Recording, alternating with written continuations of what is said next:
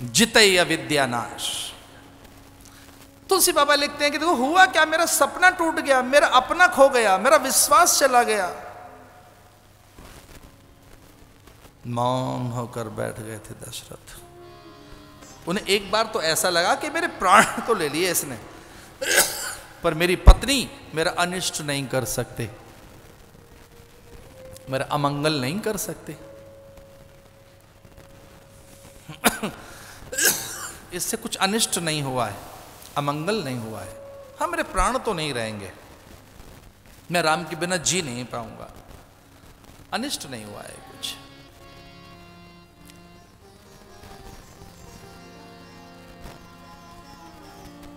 द्वार जब नहीं खुला भोर में, निशांत वेला में, ब्रह्म मुहूर्त काल में, तब साहस बटोर कर सुमंत्र ने फाटक को धक्का मारा।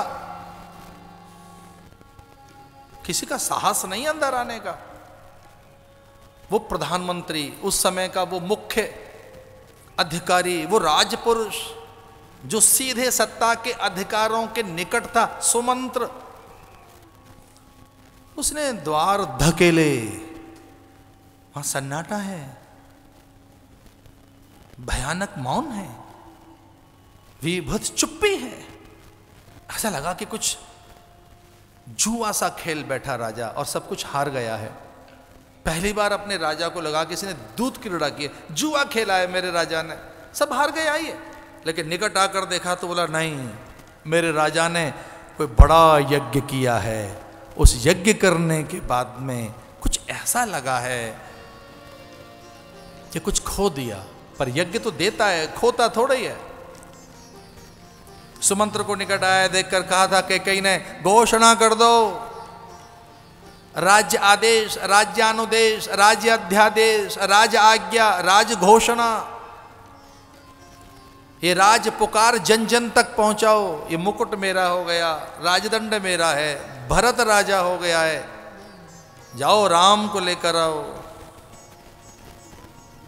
राम आए थे और राम ने मां से ही पूछा, पिताजी से नहीं, कि मां, मैंने पिता को निरीह नहीं देखा कभी, मैंने इस तरह से कभी थकित, व्यथित, चिंतित, आहत, पीड़ित नहीं देखा पिता को कभी। ये पिता की पीड़ा क्या है? ये मुझसे आंखें क्यों नहीं मिलाते? इनके हाथ क्यों नहीं उठ रहे कि मेरे मस्तक पर रख दें? इनके ओठ मेरे मस्तक को चूमने के लिए अब दूर क्यों हैं?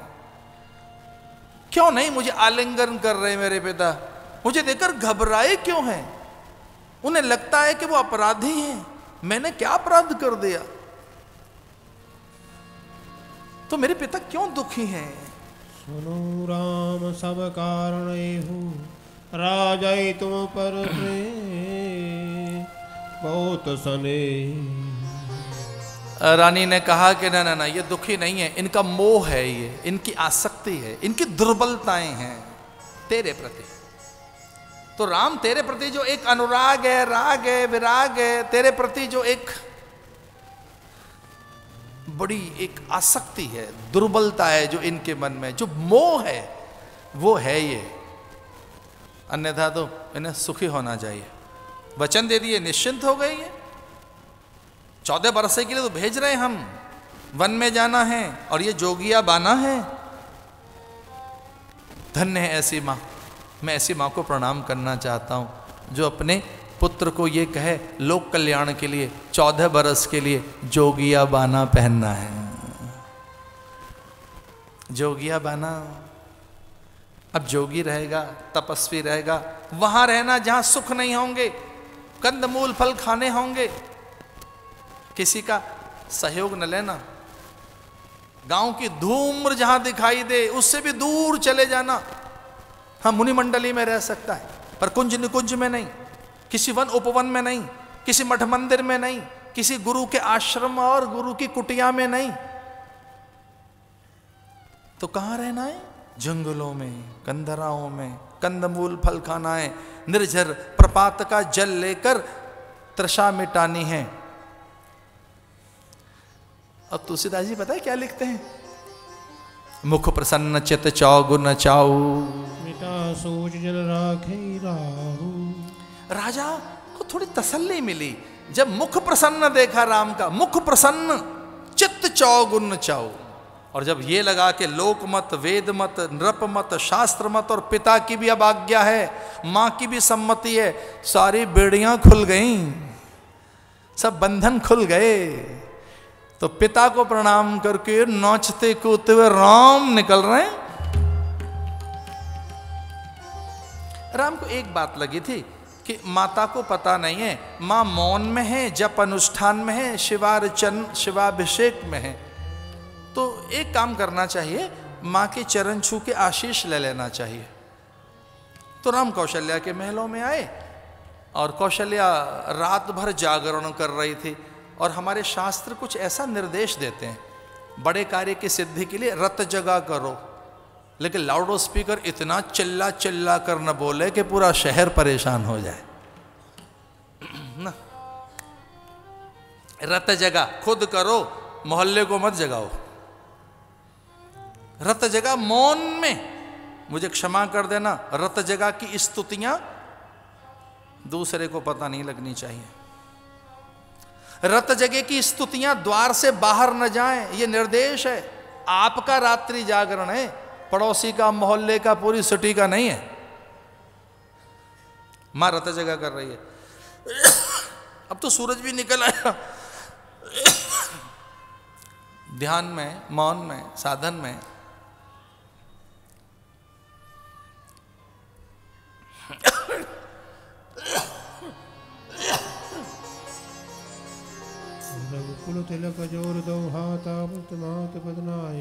राम के आगमन की आहट पदचाप सुनकर मां का मौन भंग हो गया। और मां ने देखा कि राम, पर राम को देखा तो कुछ और है। राम सांझ को राम कुछ और था, मोतियों की माला, मुकुट, राज उत्तरीय, राज वस्त्र और राज अधिकारियों के बीच में, और सुमंत्र छाता लिए चल रहे हैं। क्योंकि वो डिक्लेरेशन हो गया ना, घोषणा तो हो ही गई। तो जैसे ही घोषणा हुई कि अब राम हो जाएंगे राजा, तो प्रोटोकॉल शाम को बन गया था उनका। ये रामायण में आता है। राज्याभिषेक की घोषणा होते ही राजा हट गए थे। उन्होंने कहा मैं सिंहासन पर नहीं बैठूंगा, घोषणा हो गई अब। तो भोर में सिंहासन इनके लिए, तो तैयारियां हो चुकी थी। वो सुरक्षाकर्मी, उच्च पदस्थ, सचिवालय, मंत्रालय, अधिकारी, वो सब। तो राम के एक मंडल में 11 सचिव जो निरंतर राम को घेर के चल रहे थे सांझ को। अमात्य, क्षत्रप, सेनापति, महामात्य, स्वयं सुमंत्र ने कहा हटिए, छत्र में लेके चलूंगा। तो राम के राज्याभिषेक की घोषणा होते ही छत्र हाथ में था सुमंत्र के। इतना आदर दिया सुमंत्र ने। मोतियों की माला पहना दी गई, राज वस्त्र पहना दिए गए, मस्तक पर मुकुट रख दिया गया। तो एक प्रोटोकॉल बन गया राम का।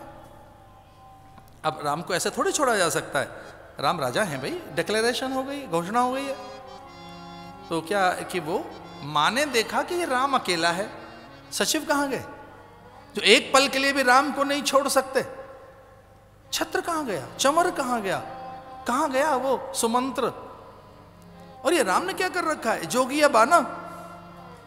तो पता है कौशल्या का भोला मन वो क्या कहता है कि हो सकता है कि यहां राजा बनने से पहले अयोध्या में साधु बनाते हो कुछ देर के लिए। हो सकता है कुछ काल के लिए इन्हें साधु बनाया जाता हो, सरलता दी जाती हो। पर पादुका जब देखी राम के पास तो वो थोड़ी भयभीत हो गई, क्योंकि पादुका कुछ और संकेत देती हैं। पादुका त्याग का प्रतीक है। तो रत्न जड़ित पन्हैया, रत्न जड़ित वो उपानेह, रत्न जड़ित वो जूते चप्पल, पदत्राण संस्कृत में उसको कहते हैं। जो रत्न जड़ित, राम ने रात को सांझ को जो रत्न जड़ित परित्राण पहन रखे थे, सोने के रत्न जड़ित, वो तो है नहीं ये पादुका। तो पादुका त्याग का प्रतीक है, वैराग्य का प्रतीक है। सांसारिक प्रलोभनों से मुक्त होकर एक प्राकृतिक, स्वाभाविक और एक जोगी जीवन जीने का वो एक संकेत है। तो मां थोड़ी सी, मां को लगा कि ये ठीक नहीं हो रहा है। इतनी भी सरलता अच्छी नहीं कि राम ने पादुकाएं क्यों पहन ली? पादुका तो त्याग का प्रतीक है। अभी से उपेक्षा क्यों है राम में? अभी से क्यों त्याग रहा है इन सारी चीजों को? ये भोगने का समय है, त्यागने का समय नहीं। तो माँ ने एकदम पूछ लिया, कभी लगन मुद मंगलकारी कहो तात जननी बलिहार। देखिए रामायण में कभी भी कौशल्या ने राम को राम नहीं कहा है। मैंने पूछा था कभी लगन मुद मंगलकारी, तो राम पता है क्या कहने लगे? पिता दीन मोहे कानन राजू जो सब भांत मोर बड़का। पिता ने मुझे जंगल का राजा बना दिया और 4-10 ऐसे 14 साल रहकर मैं जल्दी आया। बरस 4-10 विपिन बस कर पितु वचन प्रमाण। आए पाए पुन देखो मनु जन करस मलान। 4-10-14 साल रहकर मां में आया तो ठहर जा, रुक जा, पिता ने ऐसा कहा है। और लगा मां को कि दशरथ इतने कठोर नहीं हो सकते, दशरथ को ये नहीं करना चाहिए था। और पिता कठोर हो गया है तो मां तो बैठी है, मैं कैसे जाने दूंगी तुझे? पिता कठोर हो गया होगा, मैं बैठी हूं। लेकिन राम ने एक और बात कह दी कि मां की भी सम्मति है, मां भी यही चाहती है। तो कुछ ऐसा लगा कोई बड़ा पहाड़ छाती पे टूट पड़ा, लेकिन संभल गई कौशल्या। और पता है क्या कहती है राम से कि बेटा अगर तेरी मां भी यही चाहती है तो तेरी मां तेरा अनिष्ट कभी नहीं कर सकती, वो कुमाता नहीं हो सकती। अगर कैकेयी ऐसा चाहती है तो जरूर कोई कल्याण है, चला जा। ये कौशल्या का चरित्र है, जो कैकेयी पर शंका नहीं करता, कैकेयी को कोई वैर नहीं देता, कैकेयी को कोई बुरा नहीं कहता।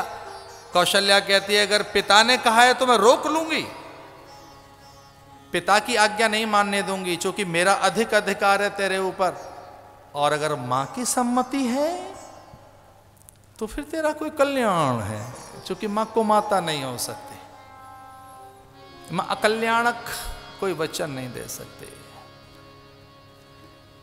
तो इस प्रकार से ये राम गाथा है।